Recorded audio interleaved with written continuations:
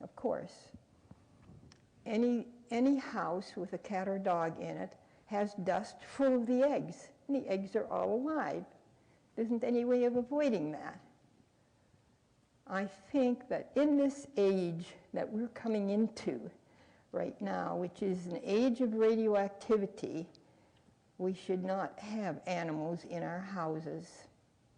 That's a sad thing, because they can be so rewarding, but there is too much illness at risk.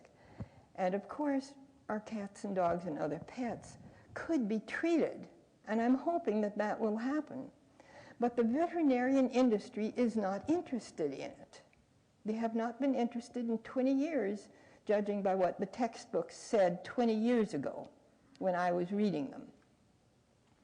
That the biggest lobby against making our pets foolproof for us by putting their medicine in their food is lobbied against by the veterinarian profession. So I'm so happy you're here today. That is so refreshing to have persons with social goals, goals that reach out farther than our own selves, goals that reach into our future families and the biosphere and all that life is about instead of profits.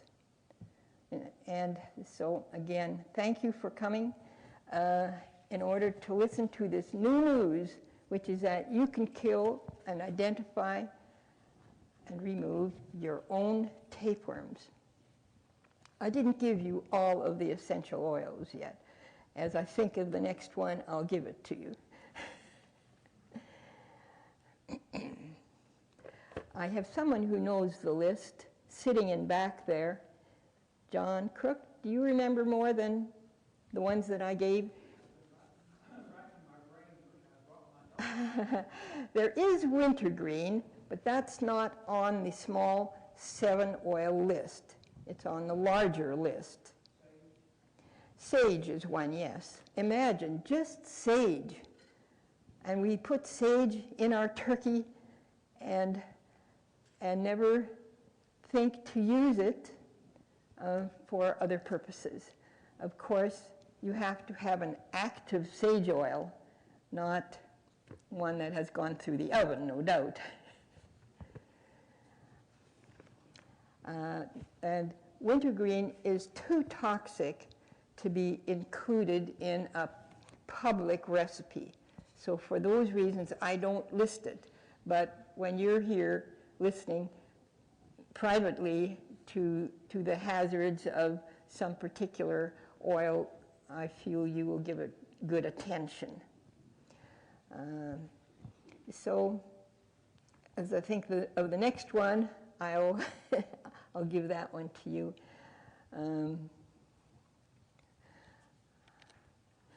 Looking at the top left picture, see where the arrow points? And the tapeworm mess is actually all over that little dish. Everything that looks somewhat grayish or tan colored and doesn't have any features to it is part of the tapeworm. So it's not just that area that is pointed to. It's all the rest of what's in that bowl, except for a few little fragments. It's all part of the tape. Just below it then is the cysticercus stage of our common cats, and we all have these. So the time to identify them is when you've had a diarrhea for any reason. Take advantage of that right away to see if you can spot some tapeworm sections. See, no pictures of this nature have ever been published.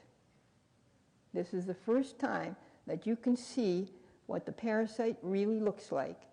The pictures in textbooks are fabricated. They're diagrams or taken straight from a microscope slide where it was very carefully stained, flattened out, and enlarged.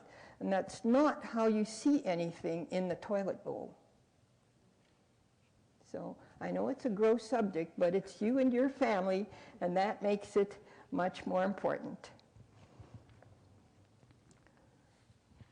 Now at the bottom left, you see where that tapeworm section, maybe near the bottom you see a little row of 3 sections. Do you see those? On the lower left. A little set of 3 darker ones, the darker ones. And the 2 on the left side have one end pointed and the other end flat. So that shows you how that tape section drew itself up as if it had a drawstring. And they do that. They don't look like that at first, but as they age perhaps for a day or so in your possession, they will start to draw themselves up. And some that have spent 3 weeks traveling through you, they certainly have drawn themselves up. And when they emerge, they don't have flat ends, squarish boxed ends. They are all drawn up and they look like flukes or something else, or a grapefruit seed, or a squash seed, or a watermelon seed, something that you would think is a food. Going to the middle column, at the bottom, you see larger ones, and this came from one of the unidentified ones. And that brings us to the subject of parasitism in general. It's so important to know that we are getting more and more parasitized, and for what reason. That bothered me a lot as I realized in the last few years that I have to test everybody for 14 parasites now, where when I started really cataloging them about 15 years ago, I only had to search for 10 because the others were so rare. Now I mean 10 without tapeworms. Don't count tapeworms because I don't know how many we'll see, or I don't have enough of the varieties people really have. We have different varieties from the ones shown here. Out of 6 that I had, 2 could not be identified. That's a big fraction. So most of them are not known.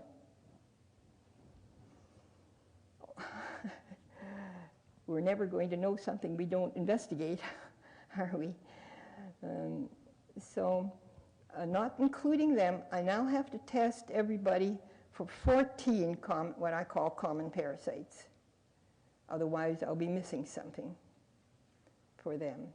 And why has it increased like that? That was my burning question. And I now know the answer. It's the same reason that our general illness has increased.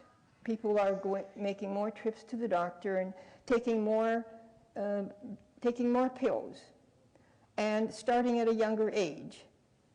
So just in general, there's more illness. Yes, we may be living longer, but it's with this handful of pills.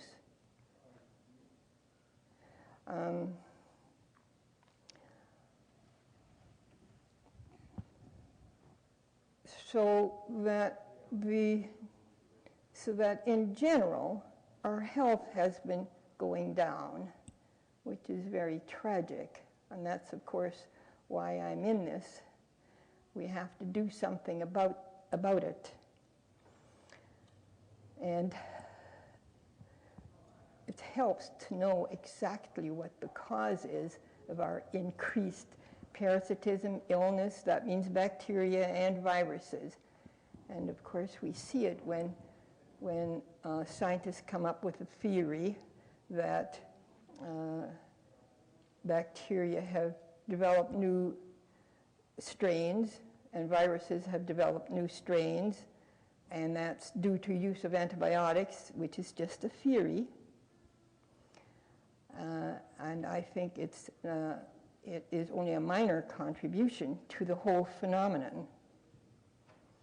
I think the real phenomenon is due to increased radioactivity that we are all exposed to.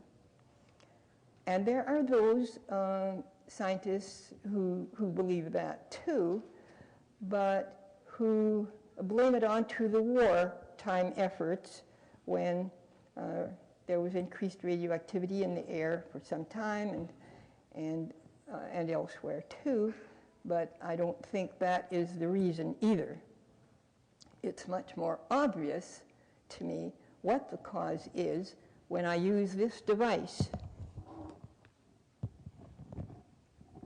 This is a Geiger counter, and this afternoon I'll show you how to use it for yourself to see if your kitchen is radioactive,